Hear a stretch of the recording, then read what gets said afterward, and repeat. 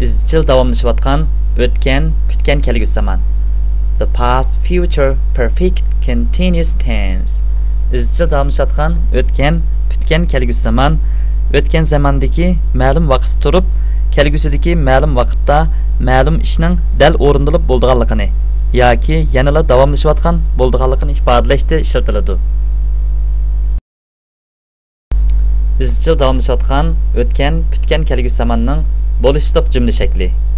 Ega qo'shilgan yordamchi fe'l would, qo'shilgan yordamchi fe'l have, qo'shilgan be fe'lining o'tgan zaman tarmoq shakli been, harakat fe'l ing harflari va oxirida to'ldirg'ich keladi. Masalan, he would have been finishing his work tomorrow. U erta ishlarini tugatib bo'lmoqchi bo'lgan.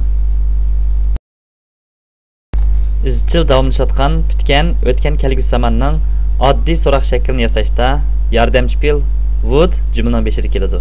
Ondan ega yordamchi fe'l have, be fe'lining o'tgan zaman tarmoq shakli been, harakat fe'l ing harflari va oxirida to'ldirg'ich keladi. Masalan, would he have been finishing his work tomorrow? U ishlarini erta bitirib bo'lmoqchi bo'lganmi?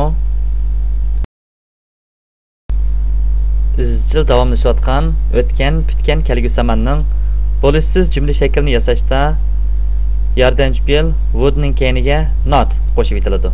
Masalan, ega would not yordamchi fe'l have, be fe'lining o'tgan zaman tarmoq shakli been, qo'shilgan harakat fe'l ing harflari oxirida to'ldirg'ichisi keladi. Masalan, he would not have been finishing his work tomorrow. U erta ishlarini tugatib bo'lmaydi. U erta ishlarini tugatib bo'lishni o'ylamagan.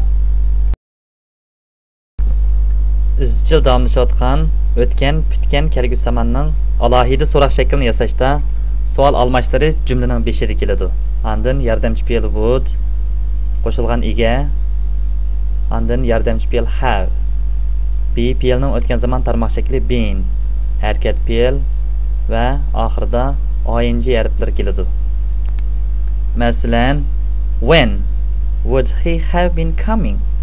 U bu yerga qachon kelib bo'lmoqchi bo'lgan